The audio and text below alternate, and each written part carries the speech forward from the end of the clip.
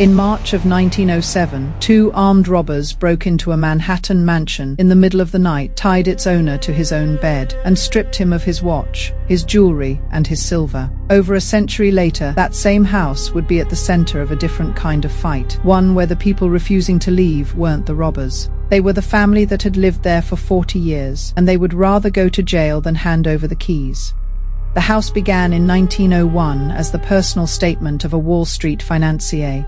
Built steps from Fifth Avenue's Millionaires' Row. He hired one of the era's most respected architects, the same man responsible for Grant's tomb, and the result was a limestone mansion so architecturally ambitious, it still stands today as one of the last fully intact Gilded Age townhouses left in New York City. 6 years after it was built, the house became the scene of a genuine Gilded Age crime story. Two men broke in at night, bound the owner in his own bedroom, and made off with a gold watch, a dozen jewel-studded pins, and a pile of cash, pausing on their way out to gather up his silver, only to be interrupted mid-theft. They fled towards Central Park, leaving most of it behind. It took 2 years, but they were eventually caught.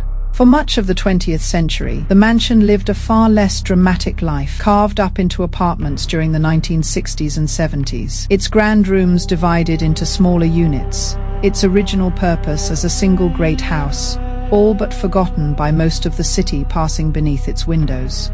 In 1984, the house found its most famous resident yet, Oleg Cassini, the designer who had shaped Jacqueline Kennedy's entire public image as First Lady, and who had once romanced some of the most photographed women in the world, bought the mansion with his wife and her sister, and turned its grand rooms back into a single working studio and home. For the next 3 decades, the two sisters poured themselves into the house and the business inside it, taking out loans, renovating room by room, running the designer's fashion and perfume labels alongside him. It was, for a long time, exactly the kind of legacy a Gilded Age mansion is supposed to hold.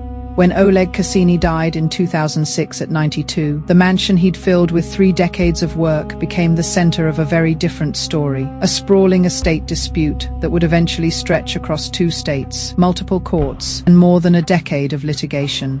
As the legal battles multiplied, so did the debt. Mortgages against the house climbed past $30 million.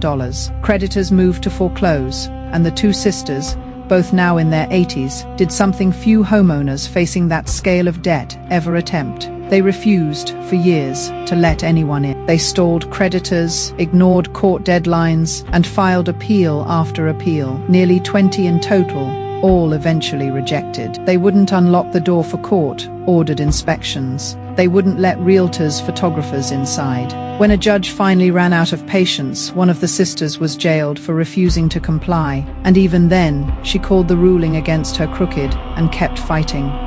They stalled creditors, ignored court deadlines, and filed appeal after appeal, nearly 20 in total, all eventually rejected. They wouldn't unlock the door for court-ordered inspections. They wouldn't let real after nearly 4 years on the open market, and a peak asking price of $65 million. The house finally sold this spring, not at a headline number, but at roughly half its original ask, closing at $34.5 million to a buyer who plans to actually live there. A bankruptcy judge signed off. More than a decade of litigation over a single Gilded Age address had, finally, run its course. Tours quote photographers inside. When a judge finally ran out of patience, one of the sisters was jailed for refusing to comply, and even then, she called the ruling against her crooked and kept fighting. Inside, the house still holds the details that made it remarkable in 1901.